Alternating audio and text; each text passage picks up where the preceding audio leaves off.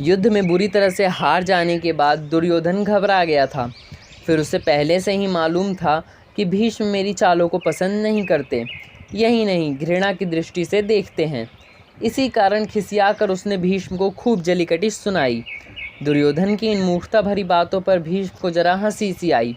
वे बोले, बेटा, मैंने अपनी बात तुमसे छिपाई कहाँ है। स्पष्ट रूप से तुमको जो सलाह मैंने दी उसकी ओर तुमने जरा भी ध्यान नहीं दिया। कितनी बार तुम्हें समझाकर कहा कि पांडवों पर विजय तुम कभी नहीं पा सकोगे, पर तुमने मेरी चेतावनी पर ध्यान ही कब दिया और कर्ण के बहकावे में आकर युद्ध छेड़ दिया। ये मेरी तो भूल नहीं थी। फिर यदि मैं तुम्हारा साथ दे रहा हूँ तो वो केवल कर्तव्य से प्रेरित होकर। यद्यपि मैं बूढ़ा हो गया हूँ, पर लड़ाई से मैं पीछे हटने वाला नहीं हूँ। तुम अपने मन से ये ख्याल हटा दो कि मैं पांडवों के प्रेम के कारण उन्हें हराने में कोई कसर उठा रखूँगा। इतना कहकर भीष्म ने फिर से युद्ध शुरू कर दिया।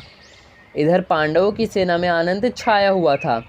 दिन के पहले भाग में उन्होंने कौरव सेना पर जिस प्रकार हमला करके उसे तितर बितर कर दिया था, उससे इस बात की आशा न थी कि भीष्म इस बिखरी सेना को फिर से इकट्ठा करके हम पर टूट पड़ेंगे।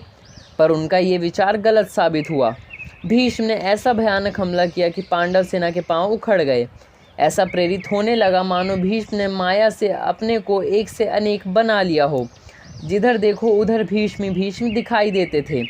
दुर्योधन की जलीकटी बातों ने उनके क्रोध को इतना भड़का दिया कि वे ऐसे दिखाई दिए जैसे कोई जलता हुआ अंगार इधर से उधर घूमकर प्रलय मचा रहा हो।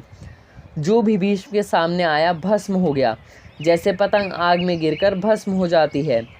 भीष्म ने ऐसा प्रलयंकारी युद्ध किया कि पांडव सेना भयभील हो उठी और तितर बितर होकर भागने लगी।